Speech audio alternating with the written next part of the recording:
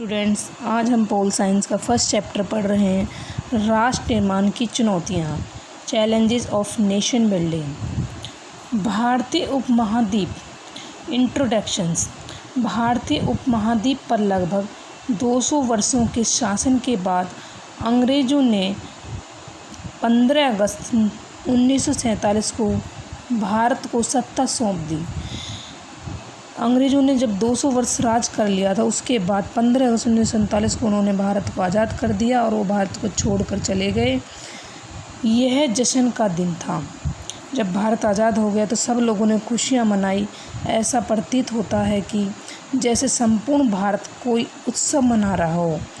सन 1947 के 14-15 अगस्त की मध्य रात्रि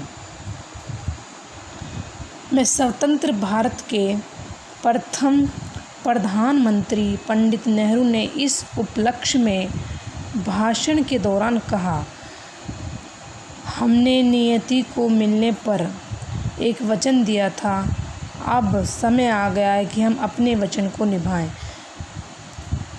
पूरी तरह ना सही, लेकिन बहुत हद तक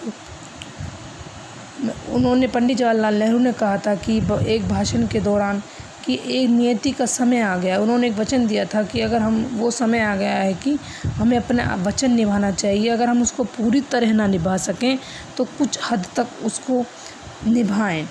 आज रात 12 बजे जब सारी दुनिया सो रही होगी, भारत जीवन और स्वतंत्रता की नई सुबह के साथ उठेगा।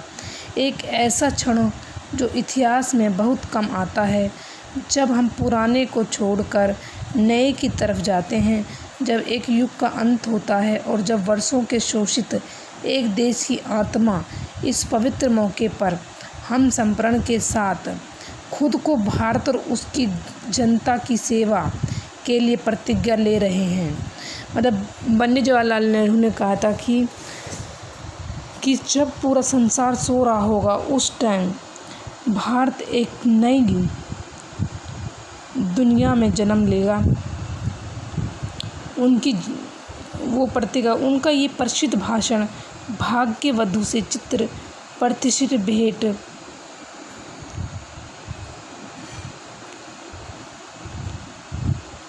ट्रिस्ट विद डेस्टी के नाम से जाना जाता है। स्वतंत्रता प्राप्ति के बाद भारत की सबसे बड़ी समस्या राजनीतिक समृद्धीकरण, राष्ट्र निर्माण की थी। इसके बाद बड़े पैमाने पर हो रही सांप्रदायिक हिंसा और करोड़ों की संख्या में आ रहे पाकिस्तानी शरणार्थी अपने साथ समस्याओं का जखीरा लेके आए थे। जब भारत ने स्वतंत्रता प्राप्त कर ली थी तो राजनीतिक दृष्टिकोण एक नए राष्ट्र का निर्माण हो रहा था। इसके बाद बड़े पैमाने पर सांप्रदायिक हिंसा, धर्म के आधार पर लड़ाई झगड़े और करोड़ों की संख्या में पाकिस्तान से भारत लौट रहे शरणार्थियों की समस्या सामने आती जा रही थी। इस समय ही जम्मू और कश्मीर बाहरी शक्तियों के आक्रमण को झेल रहा था। जम्मू कश्मीर के राजा हरी सिंह थे, वो उस टाइम बाहरी आक्रमण पाकिस्तानी सैनिकों के साथ युद्ध कर रहे थे। इस समय राज्य एकीकरण और भाषाई पहचान के विवाद की समस्या से परिस्थिति को और जटिल बना दिया। जब भारत स्वतंत्र हो गया था, उसके सामने राज्यों को पुनर्गठन करने की समस्या थी कि पूरे देश का एकीकरण किस प्रकार किया जाए, राज्यों को दोबारा से कैसे गठित किया जाए। उसके साथ साथ ही और समस्याएं भी सामने आती जा रही थी। समस्याओं की गंभीरता राष्ट्रीय अखंडता को छिन्न भिन्न करने की ओर अग्रसर थी। इस विषय में MC शीतलवाड़ ने लिखा है कि राष्ट्र निर्माता इस समय राष्ट्रीयता की भावना का विकास और कुशल देखभाल की ज़रूरत के लिए चिंतित थे। अब पॉइंट्स पे बात करते हैं। राष्ट्र शब्द का अर्थ और परिभाषाएं। राजनीतिक शास्त्र में ऐसे अनेक शब्द हैं जिनके अर्थ, भाव, परिभाषाओं के बारे में सभी विद्वानों के मत एक जैसे नहीं होते। मतलब कि सभी की जो सोच और विचार है वो अलग अलग होती है। राष्ट्र शब्द ही उनमें से एक है। सभी ने राष्ट्र की परिभाषा अपने अपने विचारों के अनुसार दी है। फलस्वरूप राजनीतिक शास्त्र के विद्वानों ने राष्ट्र शब्द की परिभाषा अलग अलग दृष्टिकोण से ही की है। सभी लोगों ने अपने अपने विचार प्रस्तुत किए हैं कि राष्ट्र है क्या। राष्ट्र अंग्रेजी भाषा का नेशन शब्द लैटिन भाषा के नेट शब्द से बना है। इसका अर्थ जन्म या नस्ल अथवा जाति से होता है। इस आधार पर ही जाति, वंश, नस्ल से जातिगत एकता में जुड़े हुए संगठित जन समूह को राष्ट्र कहा जाता है।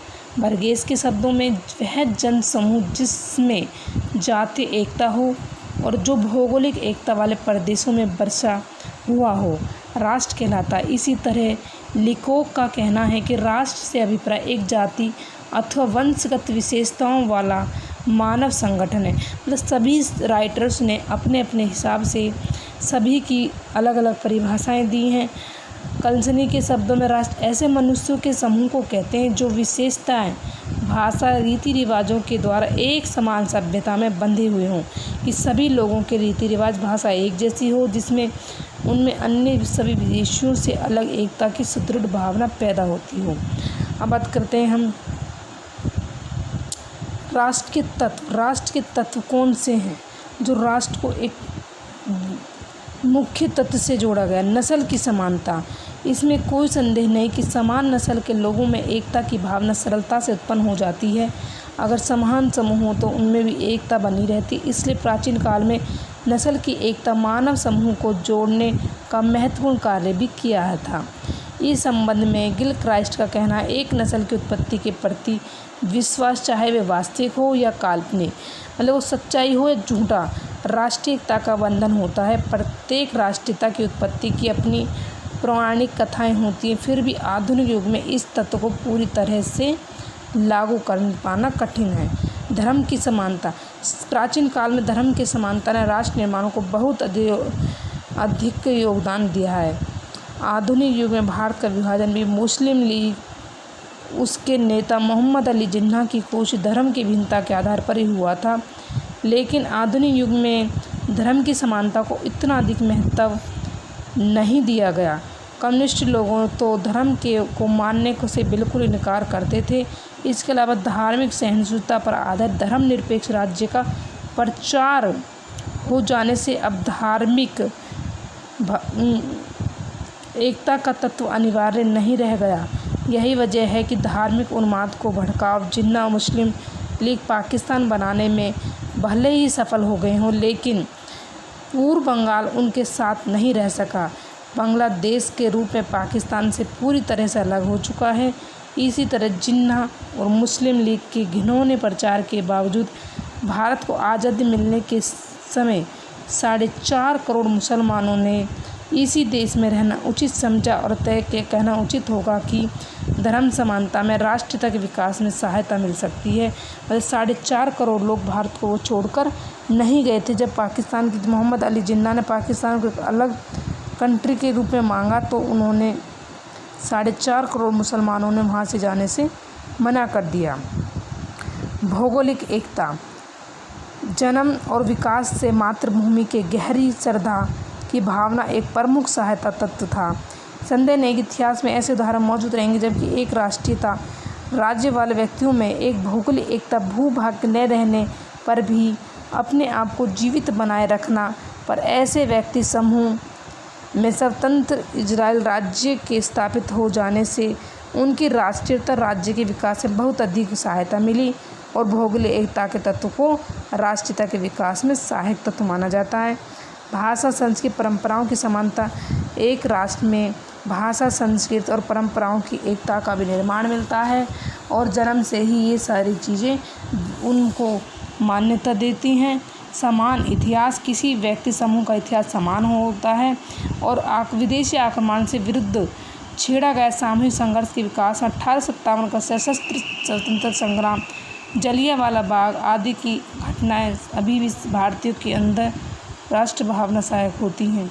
समान हित। सभी के लिए सामाजिक, आर्थिक, राजनीतिक भी राष्ट्र निर्माण में सहायक होते हैं। 18वीं सदी में अमेरिका में रह रहे विभिन्न यूरोपीय वंश के लोगों को ये बात पूरी तरह से समझ में आ गई। उनके सामाजिक, आर्थिक, राजनीतियों की मांग आपसी भेदभावों को भुलाकर एक और तब ब्रिटेन के विरुद्ध खड़े हो। तभी वे अपने स्वतंत्रता संग्राम के